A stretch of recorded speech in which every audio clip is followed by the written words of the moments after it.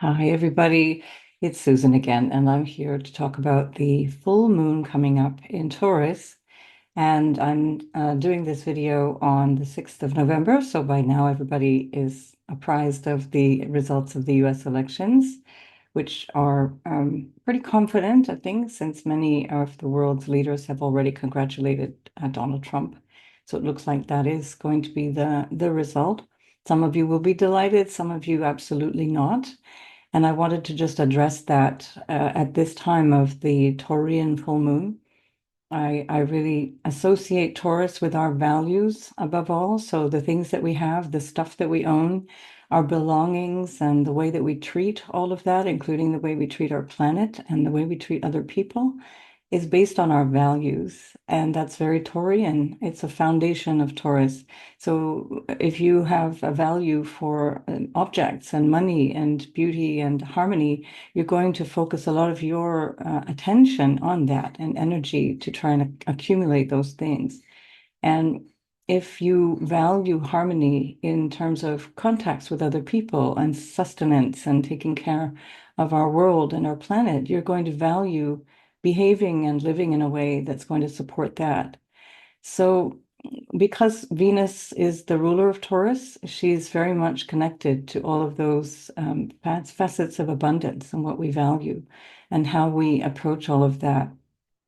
And when we live in a world that is based on anger and fear and lack, we're not really embodying that Venus abundance. We're not able to embody that Taurian quality of sharing and harmony and valuing what we all rely on, which is Mother Earth and the things that come from that. Our bodies are made up of earth. This earth has created us. This is why we can't ever live on Mars. Sorry, Elon. But we are earthlings and we rely on sharing this earth with each of us. So I'm just to point out, making an appeal really to step back and examine your values and really try to understand what it is that you appreciate the most. What you say you want needs to be embodied. That's very Taurian. What you say you'd like to see in other people needs to be embodied in yourself. Um, so we can't call people garbage, and we can't call people deplorable, and we can't call people animals, and we can't say all of these things and believe that we're actually living in a harmonious world where we can get along. We have to walk that talk. And I want to show you then how this shows up in the actual astrology of the moment, because this, of course, is the full moon that is highlighting what began in the cycle 2 weeks ago at the new moon on the 1st of November in Scorpio.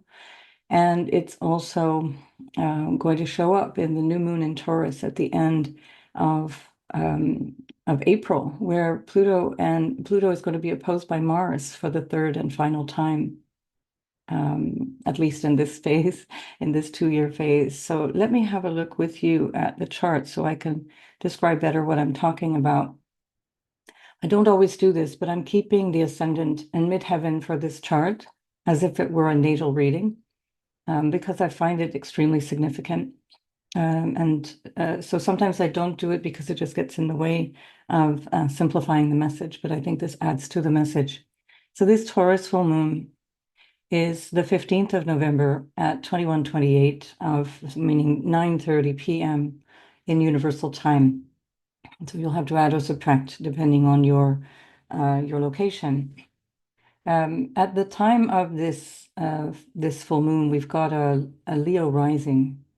Um, this is quite significant in and of itself because Mars is there at the moment. This is where Mars is going to retrograde, and this is a kind of an era-defining opposition here with Mars and Pluto, where at the new moon in Scorpio, Mars and Pluto were really strongly in opposition at the very end of Cancer and at the very end of Capricorn. Pluto is still remaining at the end of Capricorn, slowly making its way into Aquarius 4 days later.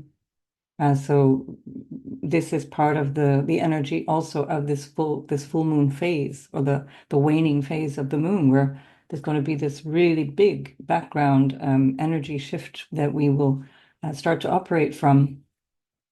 And at the same time, that opposition to Pluto, and although it's now an out of sign opposition to Pluto and from Mars, it still holds. It's still there. The tension is still there. Black Moon Lilith is creating a T-square with that tension. And Mars in Leo can be quite stubborn and opinionated, especially when we look at it close to the ascendant and in the first house, as this is the rising sign of the full moon. And this is for universal time.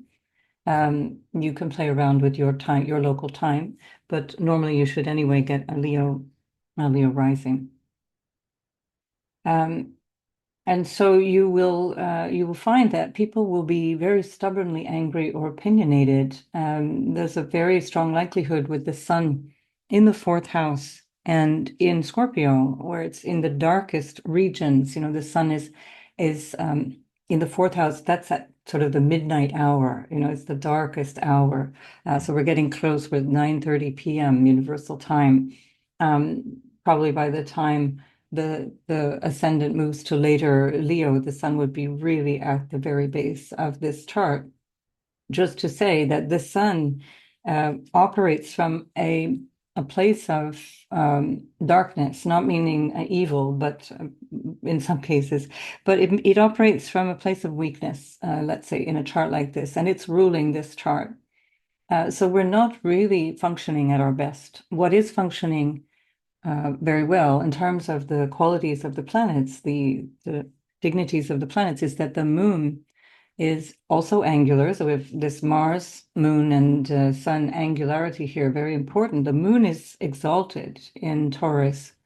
And that can be good or bad because the exaltation of the moon can also represent just a very heightened quality of the Taurian qualities, which are all about our, again, as I mentioned, values and what we find important. But if they're not reflected upon, those values can be greed and they can be hoarding, and they can be something to do with a fear around security. The Taurus and Scorpio axis has to do with mistrust and fear and issues around security. It's actually quite unfortunate that US elections are always happening in Scorpio season. In other countries, elections are called when they're needed, based on a basic timeline, but they're not the same day or at least period of the year. So I think this might be one of the issues that is problematic for the American election cycle, which is that it's always scorpionic. And that can be very divisive.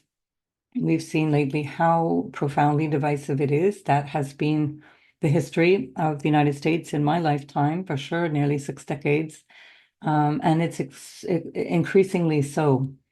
And why we need to really focus on that moon and the values that come from that and what we genuinely want to see, because this is the moon in the 10th house. So our values are going to become public, what we care about, what we feel, what we emote, and what we want to protect is going to be very obvious. It's going to be very visible as a collective, and certainly individually we will encounter that in some cases as well.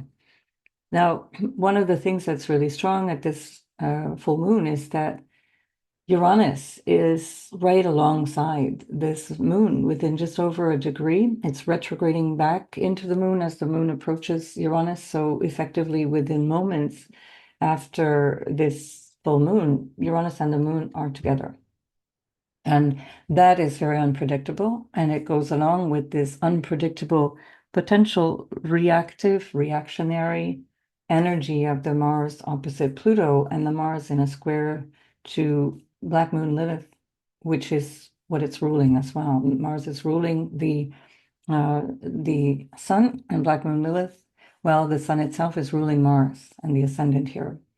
So there's this mutual, what's called a mutual generosity, because it's not really an aspect in this case, which otherwise it would be a mutual exchange. But so this is something that's really we need to integrate this understanding, because we can find ourselves in the midst of a deep emotionality and rage that can be collective for sure. We're seeing that, but also interior rage, being annoyed or angry or enraged by the condition of the world that we're in. Um, this is something extremely important because the quality of our moment requires that we step it up a little bit in terms of what we understand to be our role in society. Very often people will project outwardly what they hope to see as a result, but actually they're doing so in such a way that is quite unconscious and full of rage and anger, which means that you're projecting out more rage, more anger into the world.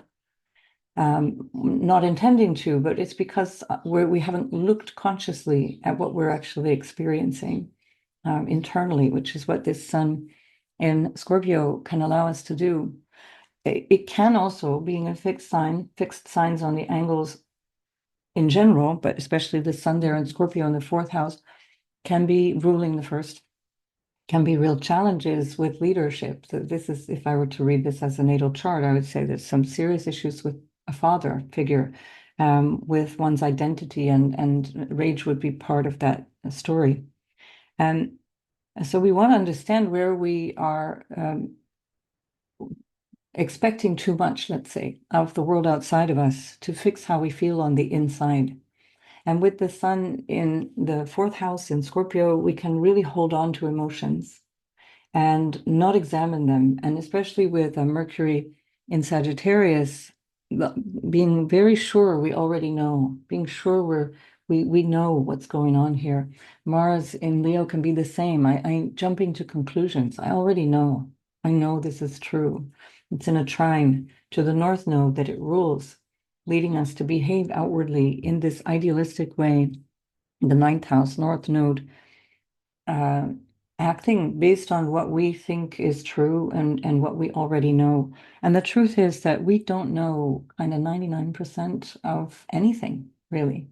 And a lot of what we need to understand is that most of what we're seeing around us is actually coming from within. It's projected from our inner experience of life, how we feel about ourselves, how we feel about our own condition in life, and what we project onto others, whether it be in the form of savior and saint or devil and destroyer. Either way, whichever candidate would have won from the world's perspective outside of the United States, it's not a great win because they're both supporting genocide, they're both supporting unwieldy amounts of violence in the world that many Americans are entirely unaware of and not interested in. Um, and so you're also, in terms of where you come from, you're going to have a different emotion around this reaction or this election result.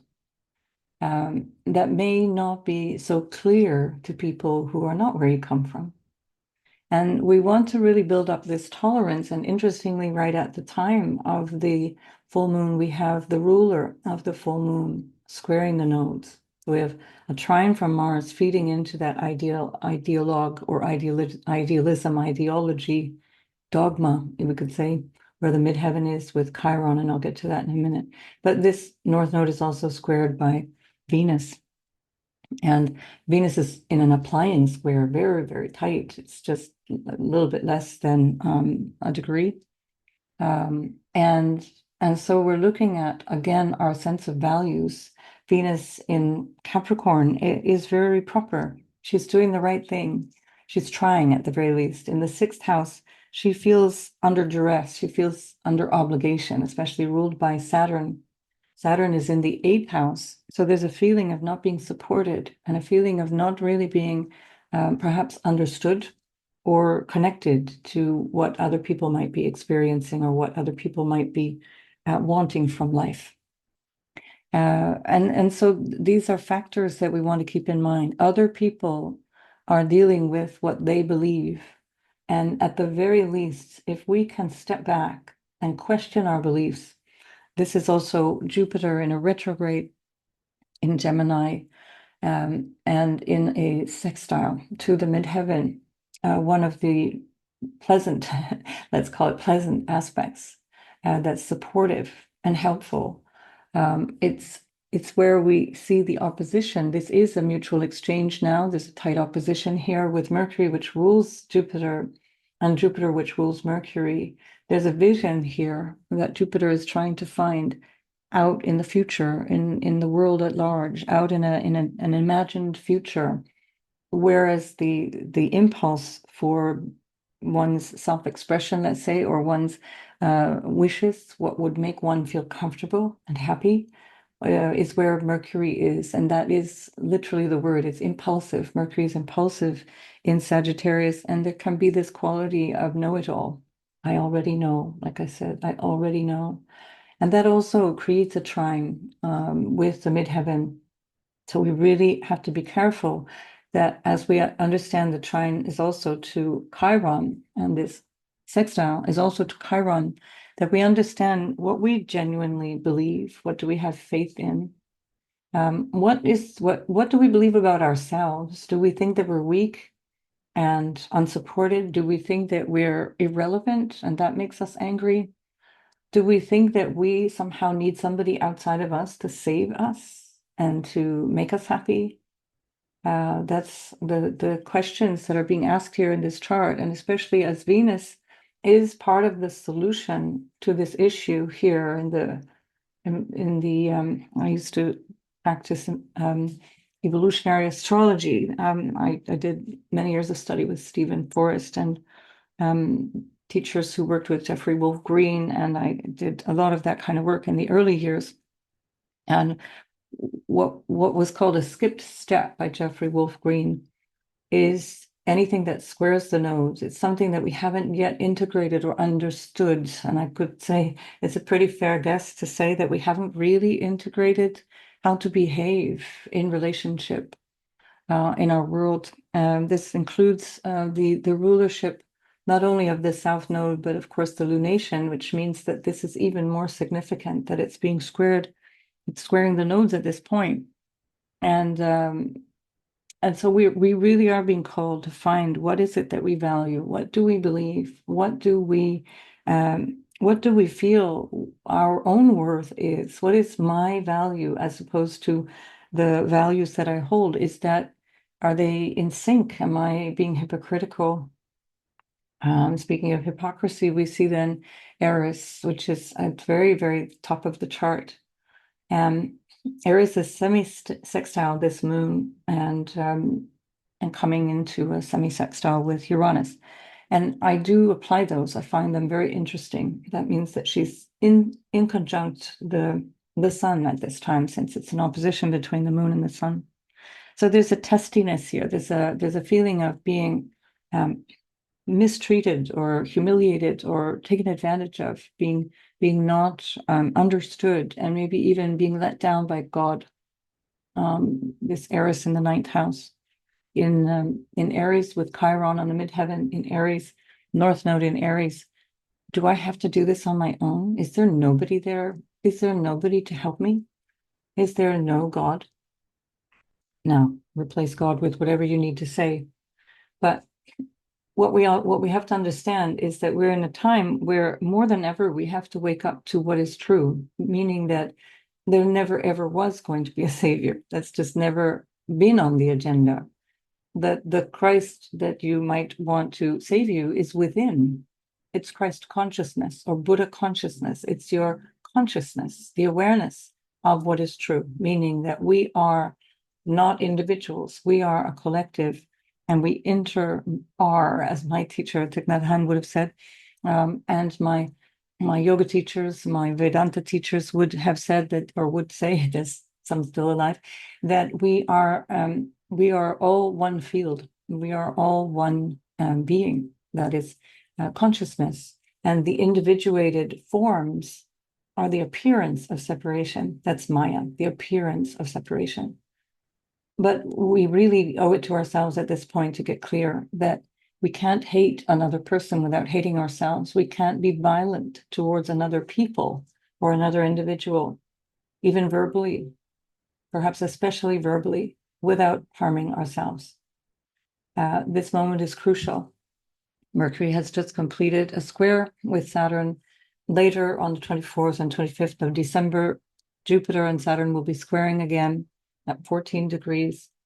And these tensions are around what we need to establish in our faith, as well as the boundaries that we set for ourselves, especially as well as in terms of how we engage with other people. Mercury is very much about engagement with other people through exchanges of all kinds, through words and beliefs and sharing ideas.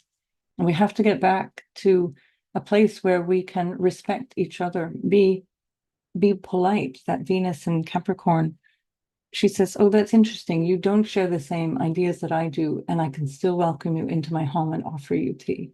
I can still be kind. I can still be polite. I don't need you to be a mirror image of me, and I can still love you.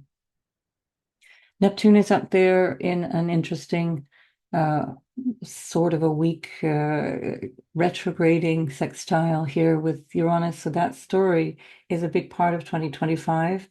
It's also in its perpetual sextile with Pluto. Pluto in the sixth house is very interesting, as it's very, very much at the very end of this sixth house in this lunation. And that is an energy of feeling compelled to do what you think is right, especially the Capricorn sort of dogmatic or hierarchical approach. And I'm speaking collectively, but that always speaks to the individual, where there's a feeling of intervening to fix what is perceived to be wrong. Especially a sixth house Pluto, it's like, I'm going to help you whether you want it or not. I'm going to do this for your good. You know, that kind of image of imposition of force, whether you want it or not. And then we have that Mars in Leo that says, I know what's best. I know that what I want must be the right thing. And Mars in any fire sign, but especially in Leo, doesn't care what anybody else wants. Really not. And it's in a trine and ruling the North Node in Aries. So we're in a period of immense selfishness, immense individuality, where the collective is fragmenting because we're so focused on what I believe, what I think. Much of this is by design. And this is, again, for me, what Pluto and Neptune sextiling for the last century has been. And if you understand the work of Edward Bernays, who was Sigmund Freud's nephew, and the work that he did, almost single-handedly creating a society of highly propagandized, highly influenceable people through marketing, through psychological warfare. So much of what we feel is not even what we really feel. And that's where we need to step back and question, where the Jupiter retrograde is very helpful for the next month or so, or let's say, no, 2 months, I guess it is, maybe 2.5 months at this point. So from mid-November. So all I'm saying here is that there's a lot of introspection that is going to be healing, reaching across divides, reaching across where you recognize that it's a mistake to label another person anything. We aren't any nationality. That just isn't a real thing. Those are administrative things. Those are aspects of how we are controlled. We aren't any particular color. Nobody is exactly the same color. We're all different colors. And the fact that we've been raised and told and instructed and for centuries to believe that there is a better color or a worse color or a worse outfit that people wear, a worse religion to pray to. These are ideas that have been planted by somebody who had an interest in controlling the narrative. So we have to really reach into that Jupiter right now, really understand profoundly what is going on, the Jupiter opposite. The Mercury for me is hopeful because it feeds into an awareness of something. There's a moment to pause. I can become aware that Mercury in a trine to the midheaven and trining Chiron, that Jupiter in a really strong sextile to Chiron, can produce a healing moment based on recognizing that what we believed or the dogma, the ideology that we have subscribed to has actually been the source of pain. That there's no outside source of pain except that our belief system has been this fundamental cause of our own suffering. There's a lot more to say about this full moon for individual signs, but I'm going to leave that for another time. I wanted to just get this message out and connect with you again because I've been unable to do so. I've been working a lot with individuals as I usually do, and I've also been preparing the annual videos. I still have 2 left to go, and then I'll be done. And I guess I just want to leave you with that thought that that we are responsible for what our world looks and feels like. That's the truth of life. We're going to have the North Node moving into Pisces, where we have Neptune and Saturn. So we have to really focus on understanding the victim mentality that is what we don't see. We don't see it because we're martyring or victimizing or sacrificing ourselves in different ways that are unconscious, that have us othering, blaming, and pointing fingers at others. And as the saying goes, when you point a finger of blame, you've got 3 fingers pointing right back at you, and you've got to work deeper on yourself and start to know, well, where am I not controlling my own emotions and my own thoughts? Where am I allowing myself to be dragged? You know, the mind can be dragged all over in different directions. And that's especially true with Mercury in Sagittarius and Jupiter in Gemini. So that opposition can be a source of tension and scattered energy. And it can also be the wake-up moment, which Uranus on this moon can also provide, where Uranus is providing some kind of shock or surprise. And I'm not even going to predict what that could be because it's Uranus. Honestly, I wouldn't know. So I'll just leave it at that. I know that Uranus is on Algo. I'm not going to go there because there's a very specific way of looking at those degrees, and it matters how close a planet is. So those things should not be taken lightly. Let's say, be careful how excited you get about things that take on a certain flavor of drama. And that's also part of emotional manipulation. And we need to slow down and become less reactive. For me, this is where Venus is trying to show us we have a way of serving, we have a way of being that is the need of the moment. Venus in the 6th wants to be helpful, wants to be there, but can feel completely oppressed, completely without a choice. But to be honest, we don't have a choice. We really have to rely on each other and stop pretending that some venal, self-interested politician, corrupted politician is going to answer our prayers. So I'll leave it at that. I will do an all signs video later that has to wait until I'm done with the annuals, which will be later this week. And they will be available to everyone as of Friday. And you're very welcome to buy them on pre-sale. As you know, I don't monetize my channel. And so I do appreciate your support. If you want to buy a single reading, it's €9.99, €9.99. So it's kind of like 11 US dollars. And if you want to buy all 12 of the signs or multiples, of course you can buy multiples, but you can buy all 12 for €108, which is like buy 12 buy 11 get one free. And as you can tell, I like working with the numbers as well. So so there we are. I wish you a wonderful week ahead. I wish you a peaceful cup of tea that Venus in Capricorn would love to sit you down and offer you in a polite setting for polite discourse that is healing and harmonizing. And I'll see you in the next video. Take care.